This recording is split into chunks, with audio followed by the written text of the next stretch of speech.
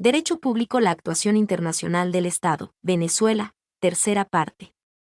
Instrumentos internacionales jurídicamente vinculantes. Venezuela. En el caso venezolano, el procedimiento para acordar instrumentos internacionales jurídicamente vinculantes están contemplados en estos artículos de la actual Constitución de la República Bolivariana de Venezuela. Artículo 154.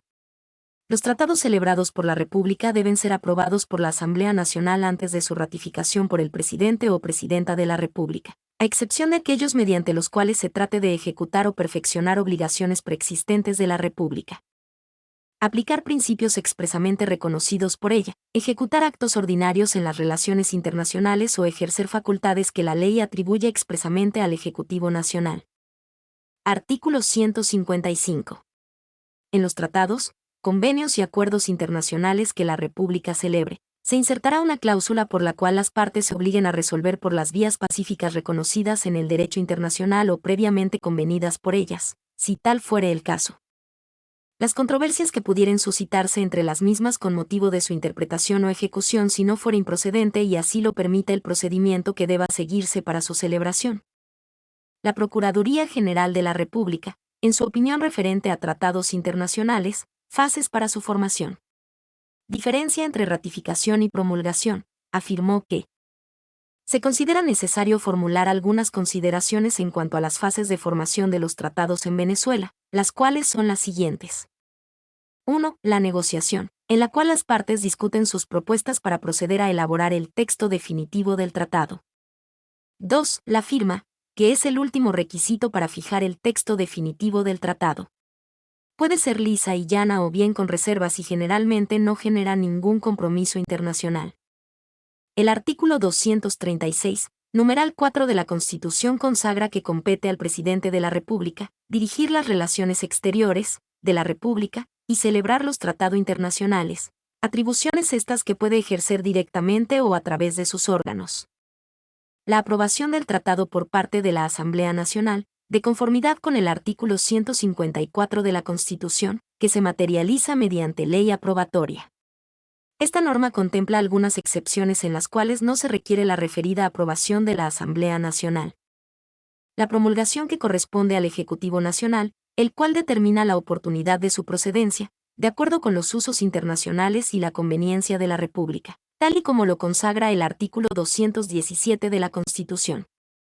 La ratificación del tratado, que es competencia del presidente de la República, conforme lo prevé el artículo 236, numeral 4 de la Carta Magna. La ratificación se materializa con el canje de los instrumentos de ratificación o el depósito de los mismos y a partir de ese momento, la República queda obligada internacionalmente, en los términos del tratado. Quedando claro que, en el caso venezolano, los tratados celebrados por la República deben ser, necesariamente, de carácter solemne, y contar, por tanto, con la aprobación de la Asamblea Nacional y la debida ratificación por el presidente o presidenta de la República. Relación entre derecho internacional público y derecho interno. Actualmente, la función del derecho internacional va más allá de regular las relaciones entre los estados, su función ha llegado al campo interinstitucional. Con el nacimiento de las organizaciones internacionales y organismos especializados que fueron creados con la finalidad de establecer la cooperación política, económica y administrativa internacional y asimismo por la conciencia que han tomado los estados de la necesidad de una sociedad mundial organizada. Se refiere fundamentalmente al estudio del ámbito de aplicación y al problema de las relaciones existentes entre el derecho internacional y el derecho interno, tomando en cuenta que ambos constituyen órdenes coercitivos. En un mismo Estado pueden coexistir normas jurídicas de derecho interno y de derecho internacional, y a ellas haremos referencia a continuación. Monografías.com. Clasificación de los organismos internacionales. Se clasifican de acuerdo a su competencia territorial en dos categorías. Monografías.com. Los organismos internacionales, sujetos derivados o secundarios. Los sujetos secundarios de derecho internacional público son los organismos internacionales, a los que también se les suele conocer como organizaciones internacionales. Se dice que son secundarios porque su creación y alcance se encuentran supeditados a la voluntad política de los estados.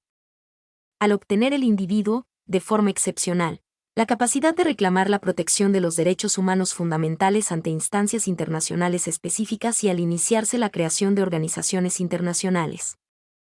El concepto de derecho internacional público sufre un inevitable cambio, por lo tanto podemos definir el derecho internacional público desde la posición de los modernistas de la siguiente manera. Es el conjunto de normas jurídicas que regulan no solo la relación entre los Estados, ya que no son las únicas entidades del derecho internacional público, sino que también regulan las relaciones entre otros sujetos como son 1. Los grupos beligerantes. La comunidad beligerante que ha sido reconocida, posee ciertos derechos y obligaciones emanados del orden jurídico internacional, como por ejemplo, la posibilidad de instruir bloqueos, tomar presas, cobro de impuestos, etc.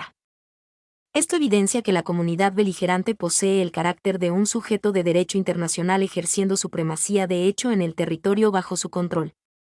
Como obligaciones puede decirse que debe comportarse de acuerdo al derecho internacional público en lo que se refiere al uso de la violencia, entre otros aspectos.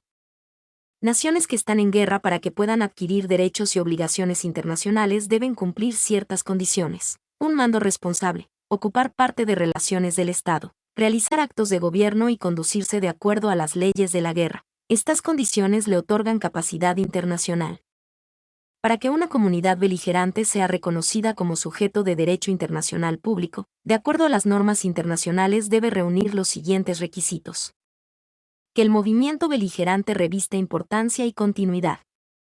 Debe tratarse de un movimiento auténticamente nacional, no admitiéndose injerencia extranjera.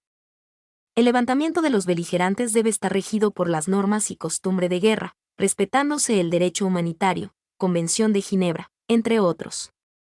1. Los territorios fideicometidos, en el contexto del derecho internacional, constituye un grupo de personas que se levanta en armas contra el gobierno de su propio Estado, controlando algunas plazas y disponiendo de algunos buques de guerra. Esta situación, que es materia del derecho interno del Estado en cuestión, implica un reconocimiento, en el sentido de que sus actos oficiales no se consideran en principio como actos de pillaje o piratería.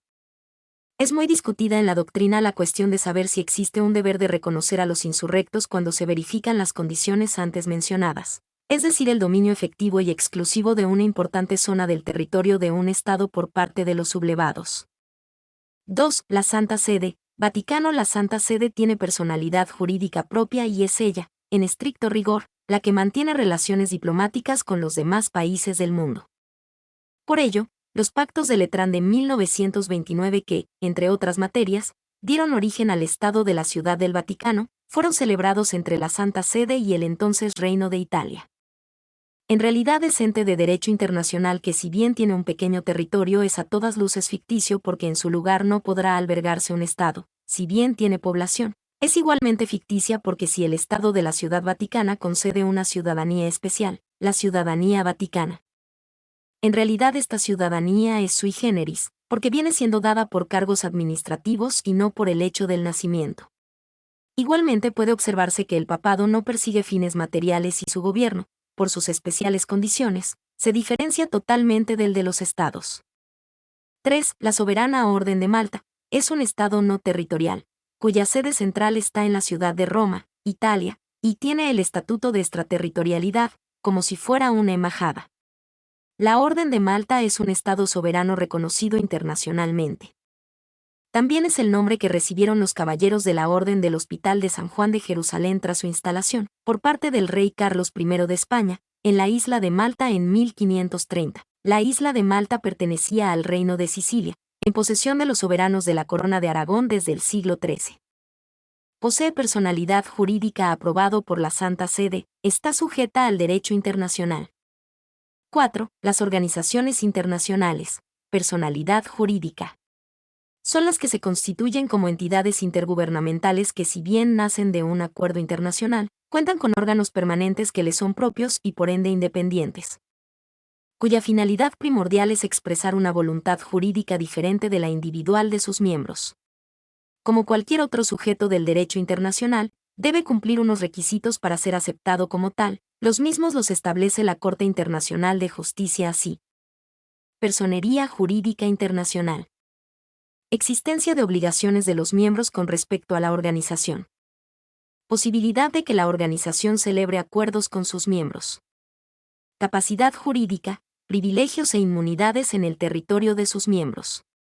Contar con órganos que deban desarrollar tareas específicas. El individuo, destinatario real de toda norma jurídica. Sin duda que el hecho de considerar o no a los individuos como sujetos de derecho internacional público depende mucho del momento histórico y de la evolución misma del sistema. Dentro de la doctrina podemos encontrar distintas posiciones. Quienes consideran que el individuo es el único sujeto del derecho internacional. Un ejemplo de esta corriente es la Escuela Sociológica Francesa. En este caso se considera al Estado solo como un hecho, como una asociación de individuos. También está quienes admiten cierta personalidad internacional del individuo, pero sometida a limitaciones. Esta posición es la más aceptada. El individuo es un sujeto pasivo del derecho internacional ya que solo recibe de él derechos y obligaciones. No puede ser sujeto del derecho internacional porque carece de capacidad para celebrar tratados y no tiene legitimación para acudir ante los tribunales internacionales para hacer valer sus derechos. A. El individuo como sujeto de deberes internacionales. Es importante tener en cuenta que el individuo puede ser responsable internacionalmente cuando viola normas fundamentales del derecho internacional. Son actos ilegales de violencia que pueden ser cometidos en el mar o en el espacio aéreo. Los únicos sujetos que pueden cometer estos actos son las personas físicas, los individuos, pero los estados están autorizados por el ordenamiento internacional a detener a los infractores de la norma y someterlos a su jurisdicción, pero quien tipifica el delito es el derecho internacional. B. El individuo como sujeto de derechos internacionales. El individuo tiene personalidad internacional pasiva, reconocida en los principios de Nuremberg, haciéndolo susceptible de castigo según el derecho internacional general. Los sujetos sui generis del derecho internacional. En esta categoría se encuentran otros sujetos que tienen participación activa, sea directa o indirectamente, en la sociedad internacional y cuyos actos generan derechos y obligaciones que se rigen por el derecho internacional público, pero que, en todo caso, no poseen la naturaleza jurídica de los estados, ni de los organismos internacionales. Por lo anteriormente citado, a estos sujetos de derecho internacional público se les suele agrupar dentro de la categoría de sui generis, si bien las diferencias entre sí son substanciales, así como el periodo histórico de su aparición en el plano internacional. Siendo que algunos de ellos aparecieron inclusive antes que el derecho internacional público moderno. Pueden considerarse como sujetos sui generis del derecho internacional público, sin que por ello sea de carácter exhaustivo los siguientes entes internacionales: la Soberana Orden Militar y Hospitalaria de San Juan de Jerusalén, de Rodas y de Malta, Orden de Malta, la Santa Sede, el Comité Internacional de la Cruz Roja, SICR. La Mancomunidad de Naciones, anteriormente Mancomunidad Británica de Naciones, la Unión Europea, los grupos beligerantes, los grupos insurgentes, y los movimientos de liberación nacional. Reconocimiento internacional. Se entiende por reconocimiento, en general, en el derecho internacional público, un acto jurídico unilateral que emana de un sujeto de derecho por el cual éste califica como legal y legítimo, en sentido jurídico, un determinado hecho, estatus o acto y, por tanto, también legales y legítimos los efectos que de ellos emanan. Referido al reconocimiento específicamente a los sujetos del derecho internacional público, admite que un determinado actor internacional tiene la condición de sujeto del derecho internacional público, la aptitud para ser titular de determinados derechos y deberes, o bien, la aptitud para ejercer por sí mismo el derecho y deberes de los cuales es titular el sujeto. El reconocimiento es un acto jurídico unilateral del Estado que se define como acto o conjunto de actos por el cual un Estado comprueba y acepta un hecho, una situación, un acto o una pretensión. Puede ser reconocimiento de Estado, reconocimiento de gobierno, de insurrectos, de beligerantes, de un grupo nacional. Se refiere a la declaración de voluntad unilateral por la cual un sujeto de derecho internacional verifica la existencia de un hecho, de una situación o de una pretensión, y expresa su voluntad de considerarlas como legítimas. Ejemplo, reconocimiento del nacimiento de un Estado o del cambio de un gobierno de jure o de facto. El término reconocimiento tenía ya en las relaciones internacionales y en el derecho internacional diferentes significados, que se han complicado además por las nuevas significaciones que la reflexión teórica y doctrinal ha ido añadiendo. Adicionalmente, Existe un debate antiguo y largo, de más de un siglo de duración, entre dos escuelas de pensamiento filosófico y jurídico sobre el reconocimiento, llamadas respectivamente constitutivas y declaratorias. Reconocimiento del Estado. Acto por el cual uno o varios estados declaran o admiten tácitamente que consideran como Estado, con todos los derechos y deberes que esta calidad conlleva, a un grupo político que existe en el hecho y que se considera a sí mismo como Estado. Cuando un ente posee todos los elementos constitutivos de Estado a excepción de la soberanía, surge la duda de si se lo puede considerar Estado aún sin reconocimiento. 1. Constitutiva. Sin reconocimiento no existe Estado. El reconocimiento hace posible la aplicación del derecho internacional entre el Estado que reconoce y el reconocido. Viene siendo así un requisito para que el nuevo Estado sea sujeto de derecho internacional. La postura ha sido rechazada porque su seguimiento conduciría a un vacío legal entre los Estados nuevos y los que no los han reconocido. Así el Estado nuevo no tendría derechos, como el de independencia política, ni tampoco obligaciones, como la de abstenerse de utilizar la fuerza. 2. Declarativa. Puede existir Estado sin haber sido reconocido. Claro que un Estado que no es reconocido por ningún otro difícilmente va a poder ingresar en el sistema de relaciones internacionales. Clasificaciones relativas al reconocimiento de Estados. 1. Según la primera, el reconocimiento puede ser a. De jure. Es pleno, absoluto e irrevocable, y produce todos los efectos jurídicos del reconocimiento. B. De facto.